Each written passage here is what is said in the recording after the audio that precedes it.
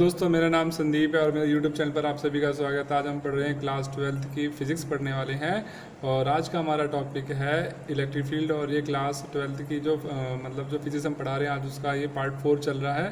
ठीक है फ्रेंड्स, आज का हमारा टॉपिक है कि इलेक्ट्रिक फील्ड क्या होती है। तो आइए हम जानते हैं इलेक्ट्रिक फील्ड के बारे में। ठीक है फ्रेंड्स, इलेक्ट्रिक फील्ड का मतलब होता है the space around the charge in which electric effect और electrostatic force can be experienced. मान लीजिए कोई चार्ज है आपके पास, मान लेते हैं कोई आपके पास एक क्यू चार्ज है। ठीक है, तो हम बोल रहे हैं इस चार्ज के चारों तरफ का वो एरिया या वो स्पेस, जितने जगह पे या जितने स्पेस में इस चार्ज का असर दिखाई देगा, ये चार्ज का जो असर है, जो इफेक्ट है, वो जितने एरिया में इसके चारों तरफ रहेगा, उस एरिया को या उस जगह को हम या उस स्पेस को हम बोलते हैं इलेक्ट्रिक फील्ड बोलते हैं।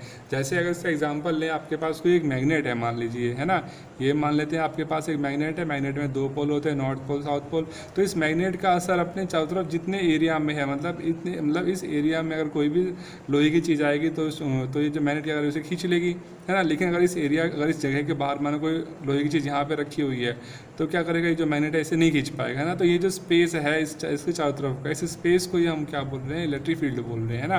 पर अभी हम यहाँ पर मैग्नेट की बात नहीं करेंगे, हमें चार्ज के बारे में पढ़ना है। तो चार्ज की ही बात कर रहे हैं हम कि किसी भी चार्ज के चारों तरफ की वो जगह या वो स्पेस जितना एरिया में इस चार्ज की वजह से फोर्स काम करेगा या फिर चार्ज का असर दिखेगा, है ना, तो उस जगह को हम क्या बोलेंगे, इलेक्ट्रिक फील्ड बोलेंगे। ठीक है, आई थिंक आपको समझ आ गया होगा इलेक्ट्रिक फील्ड क्या होता है। The space around a charge, ठीक है, स्पेस अराउंड ए चार्ज, ठीक है, किसी भी चार्ज के चारों तरफ का स्पेस जिसमें इलेक्ट्रिक इफेक्ट को, ठीक है, जिसमें हम इलेक्ट्रिक इफेक्ट को एक्सपीरियंस कर सकते हैं, जो इस चार्ज का जो असर है उसको हम महसूस कर सकते हैं, या फिर जो इस चार्ज का जो फोर्स है उसे हम महसूस कर सकते हैं। तो उस एरिया को, उस जगह को हम क्या बोलते हैं, इलेक्ट्रिक फील्ड बोलते हैं। ठीक है फ्रेंड्स, ये तो होगी इसकी डेफिनेशन। अब इसका फॉर्मूला देख लेते हैं। ठीक है, क्या होता है। तो फ्रेंड्स, इलेक्ट्रिक फील्ड का जो फॉर्मूला होता है ये होता है E = फोर्स अपॉन में चार्ज। ठीक है, E = फोर्स अपॉन में चार्ज, मतलब चार्ज तो नीचे आएगा, जो चार्ज यहाँ पे रखा हुआ वो चार्ज नीचे लिख लेंगे, और इस चार्ज का जो फोर्स है, जितना इस चार्ज की वजह से जो फोर्स काम कर रहा होगा उसको ऊपर लिखेंगे। तो फोर्स और चार्ज का जो रेशियो होगा उसे हम क्या बोलेंगे, इलेक्ट्रिक फील्ड बोलेंगे। ठीक है, या फिर इसको हम ऐसे बोल सकते हैं कि एक चार्ज की वजह से जितना फोर्स काम कर रहा है एक पर्टिकुलर एरिया में, तो उस एरिया को हम क्या बोलेंगे, इलेक्ट्रिक फील्ड बोलेंगे। ठीक है, या फिर इसकी डेफिनेशन मैं बोलूँ तो ये होती है, it is defined as the force experience per unit positive charge placed at that point without disturbing the source charge. ठीक है, कहा जाए तो मतलब कोई चार्ज है वो यहाँ पर रखा हुआ है, तो चार्ज की वजह से इसके चारों तरफ जो फोर्स काम करेगा, मतलब जितने एरिया में वो फोर्स काम करेगा, उस एरिया को हम क्या बोल रहे थे, इलेक्ट्रिक फील्ड बोल रहे थे। अब हम, ठीक है, ये तो हमें समझ में आ गया कि इलेक्ट्रिक फील्ड क्या होता है। ये जो मैंने फॉर्मूला लिखा है ये इलेक्ट्रिक फील्ड का ही है, फोर्स अपॉन में चार्ज। ठीक है, अब इसकी यूनिट निकाल लेंगे भाई, यूनिट क्या होती है। तो फोर्स की यूनिट आपको पता है क्या होती है भाई, फोर्स को हम किस में मेजर करते हैं, न्यूटन में, तो एन लिख लिया। ठीक है, और कूलाम, चार्ज की यूनिट क्या होती है, कूलाम, लिख लिया हमने सी। तो इलेक्ट्रिक फील्ड की यूनिट कितनी आ गई, न्यूटन पर कूलाम। इसको हम ऐसे भी लिख सकते हैं, सी के ऊपर लेके जाएंगे, सी की पावर -1 हो जाएगा। तो ये इसकी इलेक्ट्रिक फील्ड की यूनिट आ गई। ठीक है, फिर आता है इसका डायमेंशनल फार्मूला क्या होता है। तो इलेक्ट्रिक फील्ड का जो डायमेंशनल फार्मूला होता है ये होता है m1 L1 T-3 A⁻⁻1। Friends, यहाँ पर जो मैं यूनिट बता रहा हूँ उससे भी ज़्यादा यहाँ पर जो इम्पोर्टेंट है वो है डायमेंशनल फार्मूले। फ्रेंड्स, क्योंकि क्या होता है, जो MCQ क्वेश्चंस आते हैं उसमें कई बार ना जो फिजिकल क्वांटिटीज़ होती है उनके डायमेंशनल फॉर्मूले पूछ ले जाते हैं 1 मार्क्स में। ठीक है ना, तो आपको याद रखनी है। ठीक है, और जो इलेक्ट्रिक फील्ड कैसी क्वांटिटी है, वेक्टर क्वांटिटी है, मतलब इसमें मैग्नीट्यूड के साथ साथ डायरेक्शन भी होगी, है ना। अब आपको पूछोगे सर ये वेक्टर क्या होता है, बेटा वेक्टर तो आपने क्लास 11th में पढ़े होंगे फिजिक्स में, वेक्टर और स्केलर चैप्टर नंबर 2 में थे, है ना। मतलब ऐसी क्वांटिटी जिसमें मैग्नीट्यूड के साथ साथ क्या होता है, डायरेक्शन भी होती है, उनको हम क्या बोलते हैं, वेक्टर क्वांटिटी कहते हैं। ठीक है फ्रेंड्स, अब हमने आगे पढ़ना वाला नेक्स्ट टॉपिक है electric field due to a point charge. मतलब कोई एक पॉइंट चार्ज है, उसकी वजह से देखना है कितना इलेक्ट्रिक फील्ड बनेगा, है ना। अभी तो हमने देखा कि कितना इलेक्ट्रिक फील्ड काम कर रहा था, एक छोटा सा चार्ज था उसकी वजह से, है ना। तो हमने कहा फोर्स अपॉन में चार्ज होगा, इसकी फॉर्मूला बन जाए इलेक्ट्रिक फील्ड का। अब हमने मान लिया कोई एक चार्ज रखा हुआ है किसी एक पॉइंट पर, मान लेते हैं कोई चार्ज है Q, मान लेते हैं Q0 है कोई चार्ज। ठीक है, ये यहाँ पर रखा हुआ है, मान लेते हैं B पॉइंट पे रखा हुआ है, और एक चार्ज हमने ले लिया Q, ये ए पॉइंट पर है, ठीक है। हमने ये निकालना है कि इस क्यू चार्ज की वजह से देखना है इस कैपिटल क्यू चार्ज की वजह से स्मॉल जो क्यू नॉट चार्ज है इस पर कितना फोर्स काम करेगा, पहले तो ये निकालेंगे, ठीक है। तो हम मान लेते हैं जो क्यू चार्ज है और जो क्यू नॉट चार्ज है इन दोनों के बीच की डिस्टेंस कितनी है आर, ठीक है। अच्छा देखो अब आप कहोगे फोर्स क्यों निकालेंगे भाई, हमने तो क्या निकालना है, हमने तो इलेक्ट्रिक फील्ड निकालना है। तो बेटा इलेक्ट्रिक फील्ड का फॉर्मूला क्या पढ़ा आपने, ये पढ़ा ना E equal to force upon में चार्ज। मतलब इलेक्ट्रिक फील्ड निकालनी तो आपको फोर्स तो पता होना चाहिए कि दोनों चार्जेस के बीच में कितना फोर्स काम कर रहा है ना। अगर फोर्स पता होगा जब तो हम इलेक्ट्रिक फील्ड निकाल सकते हैं। तो पहले हम यहाँ पर इसलिए फोर्स निकालेंगे, ठीक है, कि इस क्यू चार्ज की वजह से इस क्यू नॉट चार्ज पर कितना फोर्स काम कर रहा है, ठीक है। और तो भाई यहाँ पर फोर्स निकालने के लिए कौन सा फॉर्मूला यूज़ करेंगे, आपने पढ़ा था ना फर्स्ट पार्ट में, इसके कुलाम्स लॉ, वही यूज़ करेंगे। तो क्या जाएगा F इक्वल टू क्या होता है ये 1/4 pi epsilon not Q1 into Q2, मतलब दोनों चार्जेस। तो यहाँ पर एक चार्ज कितना है कैपिटल Q, दूसरा चार्ज कितना है स्मॉल Q नॉट है, ठीक है भाई। और डिस्टेंस कितनी दोनों बीच में r²। तो ये तो क्या आ गया, इन दोनों के बीच का फोर्स आ गया। पर हमने निकालना क्या है डिस्टेंस, हमें तो यहाँ पर इलेक्ट्रिक फील्ड निकालना है। तो इलेक्ट्रिक फील्ड का फॉर्मूला यूज़ करेंगे, E इक्वल टू कितना होता है ये F अपॉन में Q, है ना। Q नॉट लिखते हैं वैसे तो हम यहाँ पर, ठीक है। तो F कितना, ये वाली वैल्यू यहाँ पुट कर दें तो 1/4 pi epsilon not capital Q small Q not upon में r², और नीचे क्या आएगा Q नॉट आ जाएगा इसके साथ में। Q नॉट से Q नॉट कैंसिल हो जाएगा। तो इलेक्ट्रिक फील्ड की निकल के कितनी आ जाएगी कैपिटल Q अपॉन में 4 पाई एप्सिलॉन नॉट r²। ये क्या आ गया, ये इलेक्ट्रिक फील्ड का फॉर्मूला आ गया। किसी भी Q चार्ज की वजह से जो इलेक्ट्रिक फील्ड बनेगा इतना बनेगा Q upon 4 pi epsilon not r²। ये फ्रेंड्स आपने ये फॉर्मूला हमेशा याद रखना है, क्योंकि आगे के जो टॉपिक पढ़ेंगे उसमें इसी फॉर्मूले का यूज़ होगा, ठीक है। कैसे आया फिर से बता दूँ आपको। देखो क्या करना है, दो चार्ज लिए हमने कैपिटल Q स्मॉल Q, ठीक है। हमने ये देखना है इस कैपिटल Q चार्ज की वजह से यहाँ पर कितना इलेक्ट्रिक फील्ड बनेगा या फिर कितना फोर्स काम करेगा। सबसे पहले फोर्स निकालेंगे।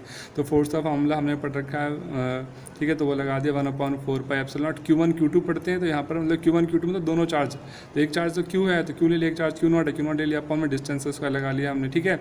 इस F की वैल्यू हमने यहाँ पुट कर ली इलेक्ट्रिक फील्ड के फॉर्मूले में, क्योंकि हमने यहाँ पर इलेक्ट्रिक फील्ड निकालना था। F की वैल्यू यहाँ पुट कर ली, अपॉन में Q नॉट से Q नॉट कैंसिल हो गया, ये वैल्यू बच गई। तो ये आ गया आपके पास electric field E equal to Q upon में 4 पाई एप्सिलॉन नॉट r², ठीक है फ्रेंड्स। आगे चलते हैं फ्रेंड्स। अब हमारा नेक्स्ट टॉपिक है इलेक्ट्रिक लाइन्स ऑफ फोर्स क्या होते हैं, ठीक है। ये क्या होता है, it is the path along which a unit positive charge would move if it's free to do so. मान लीजिए कोई आपके पास कोई चार्ज है, ठीक है, कोई पॉजिटिव चार्ज है यहाँ पे रखा हुआ है ए पॉइंट पे, ठीक है। अभी जो चार्ज है इसके पास आज़ादी, ये फ्री है, ये किसी भी डायरेक्शन में जा सकता है, मतलब कहीं भी जा सकता है। ये इधर भी जा सकता है, यहाँ भी जा सकता है ना। तो ये जो हमने कहा ये चार्ज क्या है, ये किसी भी डायरेक्शन में जा सकता है। तो ये जिस पाथ में जाएगा, मतलब जिस रास्ते से ये होता हुआ जाएगा, उस रास्ते को हम बोलेंगे इलेक्ट्रिक लाइन ऑफ फोर्स बोलेंगे, ठीक है। डेफिनेशन में भी मैंने यही बताया, देखिए फिर से सुनिए definition. It is the path, एक ऐसा पाथ है along which a unit positive charge would move, ठीक है। क्या बोल रहा हूँ मैं, एक ऐसा पाथ होता है अलोंग विच, जिसके साथ साथ कोई भी जो पॉजिटिव चार्ज है, ठीक है, वो क्या करता है, मूव करता है, वुड मूव, चलता है, अगर वो चलने के लिए आज़ाद है, ठीक है। मतलब जिस रास्ते से कोई भी पाथ चलता है या मूव करता है, उस रास्ते को हम क्या बोलेंगे, उस रास्ते को बोलेंगे इलेक्ट्रिक लाइन्स ऑफ फोर्स। मान लीजिए ये चार्ज है, अगर ये चार्ज इस रास्ते पे जा रहा है, ऐसे जा रहा है, ऐसे ऐसे ऐसे, ठीक है। तो ये जो रास्ता बना, इसी रास्ते को, इस लाइन को हम क्या बोलेंगे, इसे बोलेंगे इलेक्ट्रिक लाइन्स ऑफ फोर्स बोलेंगे, ठीक है। मानो ये ऐसे जा रहा होता तो हम इस लाइन को बोलते हैं, अगर ये इस डायरेक्शन में इस रास्ते पे जा रहा है तो इसको बोलेंगे, है ना। जिस रास्ते पे भी कोई भी चार्ज अगर मूव करता है पॉजिटिव चार्ज, तो उस रास्ते को, उस पाथ को हम बोलते हैं इलेक्ट्रिक लाइन्स ऑफ फोर्स बोलते हैं, ठीक है फ्रेंड्स। ये तो इसकी डेफिनेशन होगी। अब इसके हम पढ़ेंगे इसकी प्रॉपर्टीज़ क्या होती है फ्रेंड्स। ये टॉपिक जो है काफ़ी इंपॉर्टेंट है, ये कई बार एग्जाम्स में पूछा भी गया, ये 2 नंबर का क्वेश्चन आता है इसके ऊपर, ठीक है फ्रेंड्स। तो ये ध्यान रखना, बहुत इंपॉर्टेंट टॉपिक है।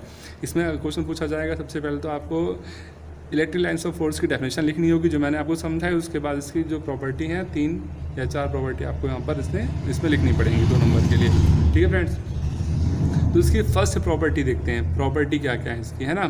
तो प्रॉपर्टी देखते हैं इसकी। फर्स्ट प्रॉपर्टी तो है भाई, the lines of force start from the positive charge and at the negative and. मतलब कि जो लाइन्स ऑफ फोर्स है, मतलब ये जो इलेक्ट्रिक लाइन्स ऑफ फोर्स हैं, ये पॉजिटिव चार्ज से स्टार्ट होंगी। मतलब पॉजिटिव चार्ज से तो ये लाइन बाहर की ओर निकलेंगी, ऐसे निकल रही है। जैसे मान लीजिए पॉजिटिव चार्ज है, यहाँ से लाइन बाहर की ओर निकल रही है, है ना। और जहाँ पे नेगेटिव चार्ज होगा उस पर जाकर ये एंड हो जाएंगी, मतलब यहाँ से निकलेंगी और नेगेटिव की तरफ जाएंगे इस तरीके से, ऐसे ऐसे, ठीक है। तो वही फर्स्ट पॉइंट बताया गया, the lines of force start from positive और एंड एट नेगेटिव, मतलब पॉजिटिव से चलती हैं और नेगेटिव चार्ज पे जाके ये एंड हो जाती हैं, ठीक है। हमेशा ध्यान रखना कि जो इलेक्ट्रिक लाइन्स ऑफ फोर्स है ये हमेशा पॉजिटिव चार्ज से तो निकलेंगी और नेगेटिव चार्ज पे जाकर ये खत्म हो जाएंगी, हवा जाकर बंद हो जाएंगी आगे लाइन, ठीक है। ये तो होगी इसकी पहली प्रॉपर्टी। सेकंड प्रॉपर्टी ये है, the lines of forces do not pass through a conductor, मतलब ये जो लाइन्स होती हैं ये इसके बीच में अगर कोई लोहा रख दें, कोई कंडक्टर रख दें, लोहे की रॉड या लोहे का कोई भी सब्सटेंस रख दें तो उसमें से ये पास नहीं होंगी। मान लो यहाँ पे कोई हमने एक रॉड, एक डब्बा रख दिया लोहे का, ठीक है, तो जो लाइन है यहीं पे आकर रुक जाएगी, इसमें से ये पास नहीं होगी, मतलब लाइन आगे नहीं जाएगी, है ना। तो वही ऐसा second point, the lines of force do not pass through a conductor, ठीक है। फिर आता है थर्ड पॉइंट कि जो लाइन्स ऑफ फोर्सेस होते हैं never intersect each other, lines never intersect each other, मतलब ये जो लाइन्स है ना यहाँ पर जो इलेक्ट्रिक फील्ड की लाइन बन रही है ये कभी भी दूसरे को काटती नहीं है, नेवर इंटरसेक्ट ईच अदर, एक दूसरे को काटती नहीं है। इसका मतलब क्या है, देखो जैसे कि मान लिया जो इलेक्ट्रिक एक चार्ज है आपके पास यहाँ पे, ठीक है, मान लो एक फील्ड लाइन बनाई हमने, है ना, एक लाइन ऐसे जा रही है, ये हमने बना दिया, एक इलेक्ट्रिक फील्ड लाइन ऐसे जा रही है P से Q की तरफ, ठीक है। एक हमने इलेक्ट्रिक फील्ड और ली, ये जो इलेक्ट्रिक लाइन है ये जा रही है X से Y की तरफ। अब दोनों मान लिया O पर इंटरसेक्ट कर रहे हैं, काट रहे हैं ऊपर, जबकि हमने लिखा है एक दूसरे को काटते नहीं है, लेकिन हम मान लेते हैं काटते हैं दोनों एक दूसरे को, ठीक है। अब जब ये दोनों लाइन एक दूसरे को काट रही हैं तो इसका मतलब क्या है कि इस O पॉइंट पर इलेक्ट्रिक फील्ड की एक डायरेक्शन होनी चाहिए, पर यहाँ पर तो क्या O पॉइंट पर इलेक्ट्रिक फील्ड की दो डायरेक्शन है। एक डायरेक्शन तो कैसी है भाई, P से Q की तरफ जा रही है फील्ड, और एक डायरेक्शन कैसी X से Y की तरफ जा रही है, जबकि पॉसिबल ही नहीं है भाई। एक पॉइंट पर तो इस इलेक्ट्रिक फील्ड की एक ही डायरेक्शन होनी चाहिए, या तो इधर बननी चाहिए थी इलेक्ट्रिक फील्ड या फिर इधर बननी चाहिए, लेकिन ये तो इधर भी बन रही है इधर भी बन रही है। इसका मतलब ऐसा पॉसिबल ही नहीं है कि दो लाइनें दूसरे को कभी काटें, है ना। आपको ये तो पता है एक चीज़ की एक टाइम पर एक ही डायरेक्शन हो सकती है, जैसे कि अगर अभी हमारा फेस साउथ में है तो साउथ में ही रहेगा, ये तो है नहीं कि हमारा इसी टाइम पे हमारा फेस नॉर्थ में भी हो जाएगा, नहीं होगा ना फेस। एक टाइम पर तो हमारी एक ही साइड को हमारा फेस हो सकता है ना, डबल साइड में तो हो नहीं सकता। उसी तरीके से यहाँ पर भी जो इलेक्ट्रिक फील्ड बन रही है उसकी डायरेक्शन एक ही तो हो सकती है, या तो वो P से Q की तरफ जा रही होगी लाइन, या फिर तो X से Y की तरफ जा रही होगी, है ना। पर यहाँ पर तो हम क्या दिखा रहे हैं, P से Q की तरफ भी दिखा रहे हैं, X से Y की तरफ भी जा रहे हैं, मतलब दोनों डायरेक्शन में दिखा रहे हैं। तो ऐसा पॉसिबल नहीं, एक पॉइंट पर इलेक्ट्रिक फील्ड की सिर्फ एक ही डायरेक्शन हो सकती है, दो डायरेक्शन नहीं हो सकती। इसलिए हमने यहाँ पर लिखा जो इलेक्ट्रिक फील्ड लाइन है दूसरे को भी इंटरसेक्ट नहीं करती हैं, ठीक है फ्रेंड्स। ये था इसका थर्ड पॉइंट, ठीक है फ्रेंड्स। इसके बाद एक पॉइंट और लिख लें, द लाइन्स ऑफ फोर्स, जो लाइन्स ऑफ फोर्सेज होती है, मतलब जो इलेक्ट्रिक फील्ड लाइन्स होती हैं कॉन्ट्रैक्ट होती है लॉन्गिट्यूडनली, कॉन्ट्रैक्ट लॉन्गिट्यूडनली, ठीक है फ्रेंड्स। ये इसके 4 पॉइंट है और आई होप आपको चारों पॉइंट समझ आ गए होंगे, ठीक है फ्रेंड्स। ये चारों मतलब अगर क्वेश्चन एग्जाम में आता है तो आपके पहले इसकी डेफिनेशन लिखनी है, उसके बाद ये चारों पॉइंट एक लाइन लिख देनी है, आपके फ्रेंड्स 2 मार्क्स आ जाते हैं। फ्रेंड्स ये काफ़ी इंपॉर्टेंट टॉपिक है, तो आई होप आपको समझ आ गया होगा। तो आगे चलते हैं फ्रेंड्स, हमारा नेक्स्ट टॉपिक है electric field due to a circular loop of charge, ठीक है। अब हम यहाँ पर बात करेंगे, हमने इलेक्ट्रिक फील्ड निकालना है और लूप कैसा है, मतलब सर्कुलर लूप ऑफ चार्ज है। इसका सर्कुलर लूप का मतलब क्या होता है ना। मान लीजिए कोई आपके पास एक सर्कुलर वायर है, ठीक है, मान लेते हैं आपके पास कोई एक वायर है और वो कैसी सर्कुलर है। लूप मतलब होता है क्लोज्ड पाथ, मतलब वो जो वायर होनी चाहिए कैसे होनी चाहिए, बंद होनी चाहिए, मतलब कहीं से खुली ना हो, ठीक है। तो हमने क्लोज्ड वायर ले ली, उसके ऊपर मान लो कोई चार्ज फैला हुआ है, कैसा चार्ज, पॉजिटिव चार्ज फैला हुआ है इस पूरी वायर पे। तो अब हमने ये देखना है जब इस वायर के ऊपर पॉजिटिव चार्ज फैला हुआ है तो हमने ये निकालना है इस वायर की वजह से किसी P पॉइंट पर कितना इलेक्ट्रिक फील्ड बनेगा, ठीक है। नाम लिखा इलेक्ट्रिक फील्ड हमने फाइंड करना है due to a circular loop. ये हो गया सर्कुलर लूप, एक ऐसा लूप जो कैसा हो, सर्कुलर हो, और लूप मतलब क्लोज्ड पाथ, ठीक है, उस पर चार्ज फैला हुआ है, इसकी वजह से निकालना है कितना इलेक्ट्रिक फील्ड बनेगा, ठीक है। तो हमने ये ले लिया एक सर्कुलर लूप है, ठीक है, ओ इसका मान लिया सेंटर है और ए हमने मान लिया इस लूप का क्या है, रेडियस इसका ए है, ठीक है। अब हमने कोई पॉइंट ले लिया और ये पॉइंट मान लिया इस लूप के सेंटर से मान लिया x डिस्टेंस पर है, यहाँ से यहाँ तक की जो डिस्टेंस है ये कितनी मान ली हमने x है, और हमने इस P पॉइंट पर निकालना है इस चार्ज की, इस लूप की वजह से कितना इलेक्ट्रिक फील्ड बनेगा, ठीक है फ्रेंड्स। तो अब हमने एक बात ध्यान रखना, हमने मान लिया ये जो लूप है ना, अब हमने इस लूप की वजह से निकाला था इस पॉइंट पर टोटल कितना इलेक्ट्रिक फील्ड बनेगा। ठीक है, तो सबसे पहले तो हमने इस लूप का एक छोटा सा पार्ट ले लेंगे। यहाँ पे एक छोटा सा इसका एक पार्ट ले लिया हमने, डी एल क्या हो गया, इस जो टोटल वायर है इसका एक छोटा सा पार्ट ले लिया, इसे डी एल स्मॉल लेंथ बोलेंगे, स्मॉल लेंथ ले ली हमने इस लूप की। ठीक है, तो देखेंगे सबसे पहले इस डी एल पर, जो डी एल लेंथ देखेंगे इस पर कितना चार्ज है, और देखेंगे इस पर जितना चार्ज है उसकी वजह से इस पॉइंट पर कितना इलेक्ट्रिक फील्ड बन रहा है। तो जब हमें उस छोटा इलेक्ट्रिक फील्ड मिल जाएगा फिर उसका हम इंटीग्रेशन कर देंगे। इंटीग्रेशन करने से हमें इस टोटल चार्ज लूप की वजह से इस पी पॉइंट पर जो टोटल इलेक्ट्रिक फील्ड बनेगा वो हमें पता चल जाएगा। ठीक है फ्रेंड्स, यही तरीका है मतलब इस टॉपिक को ड्राइव करने का। ठीक है, मतलब हमने क्या करना है, सबसे पहले हमने इसमें देखो फाइंड क्या करना है, ये निकालना है जो लूप है, इस लूप पे जो चार्ज फैला हुआ है ना इधर पॉजिटिव, इसकी वजह से इस पी पॉइंट पर कितना इलेक्ट्रिक फील्ड बनेगा। तो हमने पूरे का निकालना है। सबसे पहले हम यहाँ पर क्या करेंगे, छोटे से पार्ट का निकालेंगे, इस वायर का छोटा सा हिस्सा लेंगे, उसकी वजह से देखेंगे इस पी पॉइंट पर कितना इलेक्ट्रिक फील्ड बन रहा है। फिर उस इलेक्ट्रिक फील्ड को हम इंटीग्रेट कर देंगे, उसका इंटीग्रेशन कर देंगे। ठीक है, और इंटीग्रेशन करने पर हमें ये पता चल जाएगा इस पी पॉइंट पर इस टोटल वायर पे जो चार्ज फैला हुआ है उसकी वजह से यहाँ पर कितना इलेक्ट्रिक फील्ड बनेगा। ठीक है फ्रेंड, तो आइए हम इसे सॉल्व करना स्टार्ट करते हैं। तो हम यहाँ पे मान लेते हैं ये जो पॉइंट ले लेते हैं ए और बी, और यहाँ इस पॉइंट को मान लेते हैं ये सी पॉइंट है। ठीक है फ्रेंड्स, तो हमने मान लिया जो ए बी हमने एक स्मॉल एलिमेंट ले ली जिसकी लेंथ कितनी है, डी एल इसकी लेंथ है। तो जब डी एल इसकी लेंथ है तो देखेंगे इस डी एल लेंथ पर कितना चार्ज फैला हुआ है। भाई इस जो वायर पे जो पूरी वायर इस पर टोटल चार्ज फैला हुआ है, मान लिया क्यू चार्ज फैला हुआ है। इस टोटल लेंथ पे जो सर्कुलर लूप है इस पर कितना चार्ज फैला हुआ है, क्यू। तो हमने निकालना है इस डी एल पर कितना चार्ज फैला होगा, है ना। तो डी एल पे निकालने के लिए हम क्या करेंगे, देखो भाई, तो हम लेंथ कैसी है, स्मॉल है, तो इस पर चार्ज कैसा फैला होगा, वो भी स्मॉल चार्ज होगा। स्मॉल चार्ज के लिए हम लगाते हैं डी क्यू। ठीक है, जहाँ डी क्यू लगाया, देखिए बेटा डी इसलिए लगाया, जब भी कोई स्मॉल वैल्यू लिखते हैं उसके आगे हम डी लगा देंगे। ठीक है, डी मतलब है कि जो वैल्यू काफ़ी स्मॉल है तो लेंथ लेकिन स्मॉल लेंथ है, ऐसे ही है तो ये चार्ज लेकिन स्मॉल चार्ज है। ठीक है, तो क्या करेंगे भाई, अब आपको पता है टोटल चार्ज कितना है भाई, क्यू चार्ज है, और ये टोटल चार्ज कितनी लेंथ पे फैला है, इस टोटल लेंथ इस वाली पे। और इसे क्या बोलते हैं, सर्कल की सरकमफ्रेंस बोलते हैं ना, मैथ्स में पढ़ रखा होगा। सरकमफ्रेंस ऑफ सर्कल कितना होता है, 2 पाई आर होता है, पर यहाँ पर रेडियस कितना है, आर नहीं, यहाँ पर ए है, तो यहाँ क्या ले लेंगे, ए ले लेंगे। तो अगर टोटल चार्ज को हम टोटल लेंथ से कर देंगे डिवाइड, तो ये आ जाएगा कि एक लेंथ पर कितना चार्ज फैला हुआ है। हमने कितने का निकालना है, डी एल लेंथ का, फिर इसको क्या कर देंगे, डी एल से मल्टीप्लाई कर देंगे। आइए बात समझ में कैसे लिखा मैंने, ये देखिए टोटल चार्ज को टोटल लेंथ से डिवाइड कर देंगे। टोटल चार्ज कितना फैला हुआ है, क्यू, टोटल लेंथ कितनी है इसकी, 2 पाई है। तो ये आ जाएगा कि एक लेंथ पर, मान लीजिए ये वायर थी 100 सेंटीमीटर लंबी थी, मान लेते हैं ये वायर 100 सेंटीमीटर लंबी है, लेकिन जब टोटल चार्ज तो मैं टोटल लेंथ से डिवाइड कर दूंगा तो ये आ जाएगा, ये आ गया कि 1 सेंटीमीटर पर कितना चार्ज फैला हुआ है, ये आ गया। अब हमने कितने का निकालना है, डीएल का, तो 1 सेंटीमीटर पर इतना चार्ज फैला है तो डीएल पे कितना चार्ज फैला होगा, इसलिए इसको इससे मल्टीप्लाई कर देंगे, तो ये आ जाएगा क्यू अपॉन में 2 पाई इंटू में डीएल। ये आ गया स्मॉल चार्ज जो इस ए बी पर फैला हुआ था। ठीक है, अब जब चार्ज स्मॉल है तो इसकी वजह से यहाँ पर जो इलेक्ट्रिक फील्ड बनेगा वो भी स्मॉल बनेगा, क्या लिख लेंगे, डी ई लिख लेंगे। ठीक है, तो इसको यहाँ से ऐसे मिला देंगे, क्योंकि ये चार्ज कैसा पॉजिटिव है तो इलेक्ट्रिक फील्ड कैसे बनेगा, ऐसे बनेगा इस तरफ को। ठीक है, डी ई।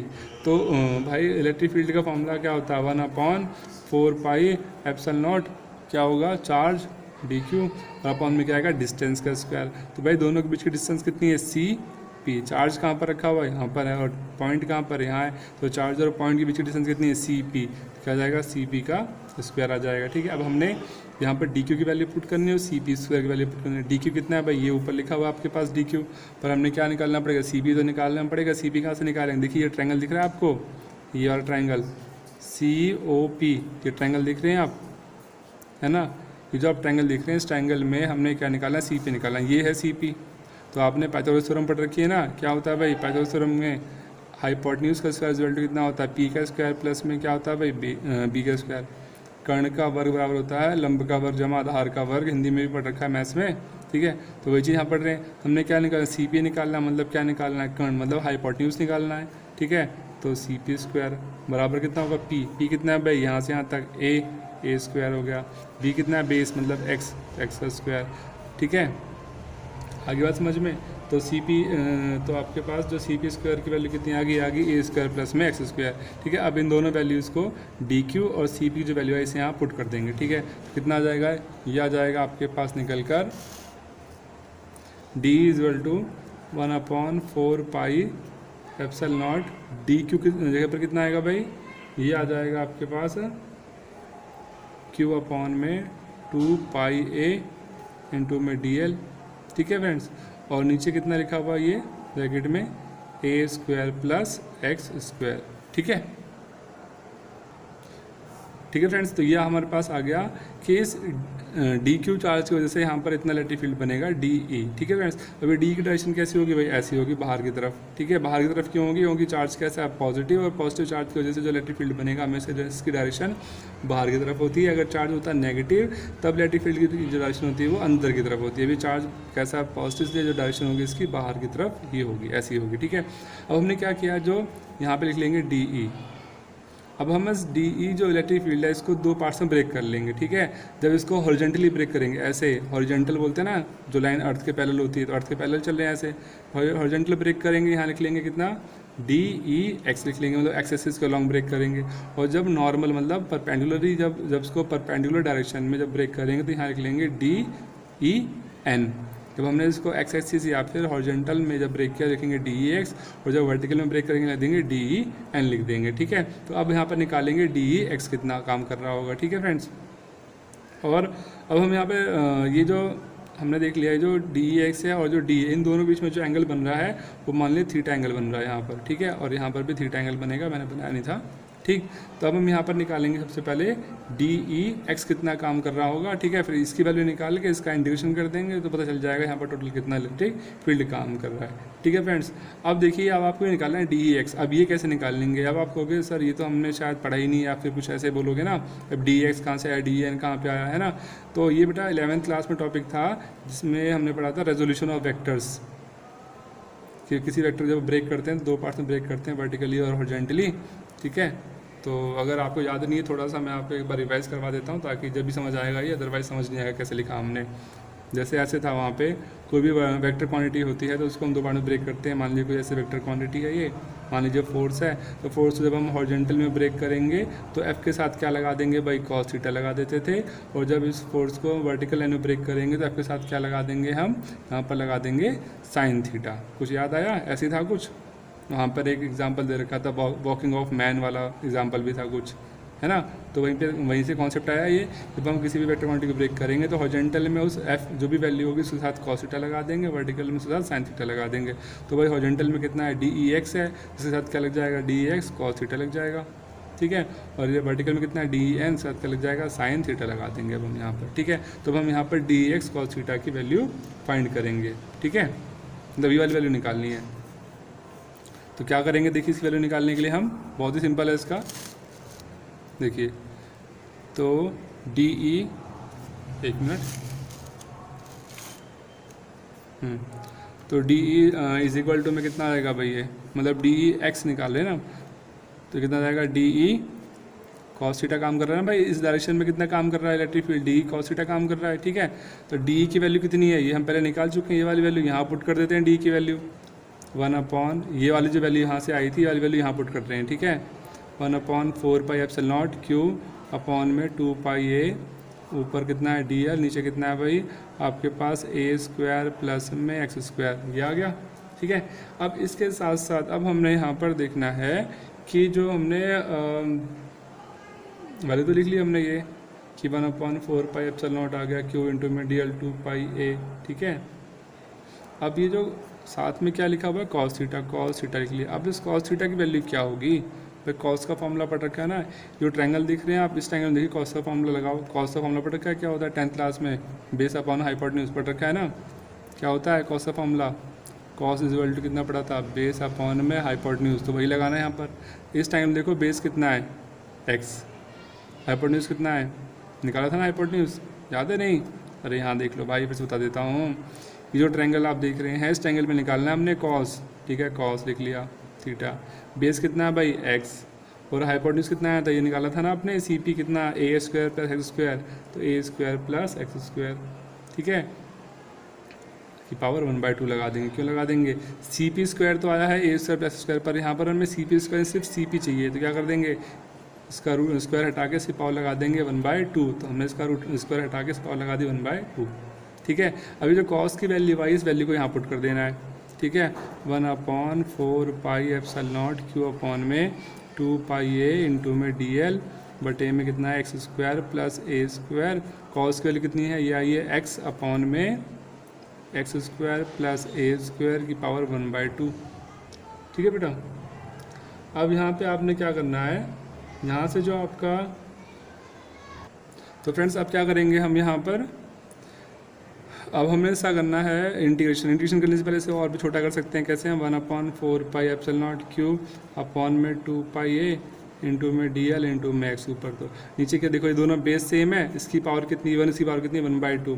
जब बेस सेम होता है जब मल्टीप्लाई करते हैं तो पावर आपस में ऐड हो जाती हैं, तो कितना हो जाएगा एक्स स्क्वायर प्लस ए स्क्वायर, इसकी पावर 1 है, इसकी पावर 1/2 ऐड हो कितना हो जाएगा ये 3/2।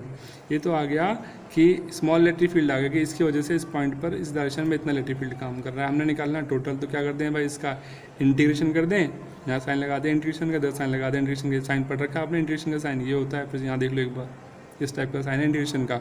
ठीक है, आपने पढ़ रखा था ये। ठीक, तो इंटीग्रेशन में क्या करेंगे, इंटीग्रेशन का अब क्या आता है जब स्मॉल वैल्यू दे रखी है उसे लार्ज करना हो तो इंटीग्रेशन कर दें। ठीक है, तो अब इंटीग्रेशन की लिमिट क्या होगी भाई, 0 से 2πa है। यहाँ से जो वायर है इस वायर की लेंथ कितनी है टोटल 2πa है ना, बताया था ना वायर की जो सर्कमफ्रेंस है उसी को उसकी लेंथ बोलेंगे, 2πa इसकी लेंथ है। ठीक है, तो यहाँ लिख लें इसको 2πa। ठीक है, तो हो जाएगा। ठीक, तो इसकी लेंथ कितनी है 2πa, यहाँ लिख लेते हैं इसकी 2πa। अब क्या करना है यहाँ पर देखिए 1 कांस्टेंट है, देखिए इसमें क्या करना है जितने भी कांस्टेंट टर्म है उन सबको बाहर आपने लिख लेना है। इसमें dl को छोड़कर बाकी सब चीज़ें कांस्टेंट है। क्यों है मैं बताता हूँ आपको। देखिए 1 क्या है, 1 ही रहेगा, 1 की वैल्यू में तो कोई चेंज नहीं आएगा ना भाई, 1 तो कांस्टेंट है, 1 का मतलब 1 का मतलब 2 तो नहीं हो सकता ना। ऐसे क्यू तो चार्ज आ गया, और चार्ज की वैल्यू तो बार बार चेंज नहीं होगी, जितना चार्ज था उतना चार्ज रहेगा ना। ठीक है, ये भी सेम रहेगा। 2πa क्या है भाई, ये तो उसकी लेंथ है ना वायर की लेंथ भी बार बार चेंज नहीं होगी, सेम रहेगी। एक्स कितना था, एक्स का मतलब डिस्टेंस था ना ओ से लेके पी तक का, ये भी सेम रहेगा, इसमें कोई चेंज नहीं आएगा। और ये वाली जो डिस्टेंस है भी फिक्स रहेगी, एक्स स्क्वायर प्लस ए स्क्वायर की पावर 3/2। तो क्या चीज़ है इसमें, तो चीज़ कौन सी टर्म है जो चेंज हो सकती है, लेंथ dl लेंथ तो इतनी छोटी सी थी, लेकिन जब कंडीशन करेंगे तो बड़ी हो जाएगी, इसलिए हमने इसको अंदर रखा, तो यहाँ लिख लिया 2πa। जब dl का इंटीग्रेशन करेंगे तो क्या हो जाएगा, dl का जब इंटीग्रेशन करेंगे तो आ जाएगा, dl तो छोटी सी लेंथ है, जब इंटीग्रेशन करेंगे तो पूरी टर्म आ जाएगी इसकी टोटल लेंथ। ठीक है, तो लिख लेंगे 1/4πε0 क्यू अपॉन में 2πa। एक मिनट, कैमरे में नहीं आ रहा। ठीक है, 1/4πε0 क्यू अपॉन में 2πa। ठीक है फ्रेंड्स, एक्स तो एक्स रहेगा यहाँ पर, इसकी एक्स स्क्वायर प्लस ए स्क्वायर की पावर 3/2, और लेंथ का जब dl का इंटीग्रेशन करेंगे तो आ जाएगा 2πa आ जाएगा। ठीक है फ्रेंड्स, 2πa से 2πa कैंसिल हो जाएगा। ठीक है, और ये आपके पास रिजल्ट आ जाएगा 1/4πε0 qx, और नीचे आ जाएगा आपके पास एक्स स्क्वायर प्लस ए स्क्वायर की पावर 3/2। ये आपके पास आ गया, यहाँ पर इतना इलेक्ट्रिक फील्ड बनेगा इस टोटल जो लेंथ है, जितने भी टोटल चार्ज फैला हुआ है उसकी वजह से यहाँ पर इतना इलेक्ट्रिक फील्ड बन रहा है। ठीक है, और इससे कुछ केस हैं, वो केस भी हम आगे देख लेते हैं। फ्रेंड्स, इसमें जो केस दिए होते हैं हर एक टॉपिक के नीचे फ्रेंड्स, वो केस भी करने बहुत ज़रूरी है, ताकि कई बार एग्जाम्स में केस ही पूछ ले जाते हैं, पूरा टॉपिक ना पूछ के 1 या 2 नंबर में ऐसा केस ही पूछ ले जाता है। ठीक है, तो केस इसका फर्स्ट केस देखते हैं, इसमें क्या है, केस नंबर 1। इसमें ये कहा गया है अगर जो पी पॉइंट था है ना, जो डायग्राम हमने देखा था, अगर जो पी पॉइंट है वो कहाँ पे लाई करता है, वो सेंटर पे लाई करता है ना, मतलब पी जो है उसकी वो जो पी पॉइंट है वो सेंटर पे लाई करे तो क्या होगा, व्हेन पॉइंट या when P lies at centre, जब पी क्या करेगा सेंटर पे लाई करेगा तो क्या होगा। ठीक है, इसका डायग्राम देखो, बता दो फिर भी एक बार, आपको कन्फ्यूज़न में होगे। पी पॉइंट जो ये वाला पॉइंट था ना पी, अगर ये यहाँ ना होकर यहीं पर होगा, जब पी पॉइंट है यहाँ ना होकर यहीं पर रहेगा तो क्या होगा, जब पी पॉइंट यहाँ से यहाँ जाएगा तो जो एक्स डिस्टेंस थी तो कुछ रहेगी नहीं आपके पास, है ना, एक्स वैल्यू कितनी हो जाएगी 0। तो जो आपके पास वैल्यू, ये जो आपके पास फॉर्मूला है इसमें हम क्या करेंगे, एक्स की वैल्यू क्या पुट करते हैं 0 पुट कर दें, तो ये कितना आ जाएगा, केस यहीं समझ लीजिए, नेक्स्ट पेज पर आपको समझ नहीं आएगा, डायग्राम इसी पेज पर हमारा। तो ई इक्वल टू कितना जाएगा 1/4πε0 क्यू, एक्स कितना हो गया भाई 0 लिख दिया, नीचे क्या एक्स स्क्वायर प्लस ए स्क्वायर की पावर 3/2। आपको पता है किसी भी वैल्यू को हम 0 से मल्टीप्लाई करेंगे तो पूरी की पूरी वैल्यू क्या हो जाएगी 0 हो जाएगी, इसका आंसर कितना हो जाएगा 0 हो जाएगा। ऐसे केस में अगर हम क्या करते हैं, अगर पी पॉइंट है अगर वो सेंटर पे लाई करता है। ठीक है फ्रेंड्स, वैसे दूसरा केस है, केस नंबर 2, इसमें क्या बताया गया, इसमें ये कहा गया है अगर जो x जो डिस्टेंस है अगर वो क्या है a के कंपैरिजन में x जो है वेरी वेरी लार्ज है, मतलब x जो डिस्टेंस जो डिस्टेंस है ये इसके कंपैरिजन में बहुत ज़्यादा बड़ी, इतनी बड़ी है कि हम क्या करेंगे फिर a स्क्वायर जो नीचे आंसर में आ रहा था ना, ये जो रिजल्ट में a स्क्वायर आया उसको हम क्या कर देंगे फिर नेगलेक्ट कर देंगे। जब x की वैल्यू a के मुकाबले ज़्यादा बड़ी होगी तो a स्क्वायर को हम नेगलेक्ट कर देंगे, छोड़ देंगे। तो आपके पास कितना इलेक्ट्रिक फील्ड बनेगा, ये आएगा 1/4πε0 q अपॉन में कितना आ जाएगा ये x, और यहाँ करेगा x स्क्वायर की पावर आएगा ये 3/2, ठीक है। फिर 2 से 2 तक कैंसिल हो जाएगा तो क्या बचेगा, ये इज़ टू 1/4πε0, ठीक है। अब यहाँ पे एक x बचा, यहाँ पे बचेगा x की पावर 3 बचा, x की पावर 3 से काटेंगे इस x को तो यहाँ नीचे आ जाएगा q अपॉन में x स्क्वायर, मतलब इतना इलेक्ट्रिक फील्ड बनेगा, ठीक है। इसे सॉल्व करें तो ये आ गया, ठीक है फ्रेंड्स। तो फ्रेंड्स आज की वीडियो बस यहीं तक थी। आई होप आपका जो आज मैंने टॉपिक पढ़ाया समझ आ गया होगा। फ्रेंड्स ये जो डेरिवेशन मैंने अभी कराया लास्ट में, फ्रेंड्स ये काफ़ी इंपॉर्टेंट डेरिवेशन है, एग्जाम्स में भी कई बार पूछा गया है, तो आई होप आप इसे समझ गए होंगे। फ्रेंड्स अगर आपको कुछ थोड़ा बहुत डाउट है ना तो एक बार प्लीज़ मेरी वीडियो इस टॉपिक को जो डेरिवेशन मैंने समझाया उसको एक बार फिर से देख लेना। तो क्या होगा, क्योंकि फ्रेंड्स होता है क्या, हम पहली बार अगर आप डेरिवेशन देख रहे हैं तो हो सकता है आप देख के मतलब घबरा से गए हो कि यार ये कहाँ से आया कहाँ से नहीं आया कोई वैल्यू, है ना। तो आप जहाँ से आपको नहीं समझ आया वहाँ से आप इस वीडियो को एक बार फिर से देख लेना, आपको समझ आ ही जाएगा, ठीक है। फिर भी नहीं आता समझ में तो आप मुझे वीडियो नीचे कमेंट कर देना, तो जो भी आपका डाउट होगा मैं नेक्स्ट वीडियो में आपको उस डाउट को दूर कर दूंगा। और फ्रेंड्स अगर आपको मेरी वीडियो अच्छी लगी तो प्लीज़ मेरी वीडियो को लाइक कीजिए, शेयर कीजिए और मेरे चैनल को सब्सक्राइब कीजिए, और अपने दोस्तों को भी मेरे चैनल के बारे में जानकारी दीजिए ताकि वो भी मतलब जो बच्चे ट्यूशन नहीं जा सकते हैं वो भी अपना मतलब फ्री में पढ़ सकें और अच्छे बोर्ड में अच्छे नंबर ला सकें। तो फ्रेंड्स मिलते हैं अपनी नेक्स्ट वीडियो में।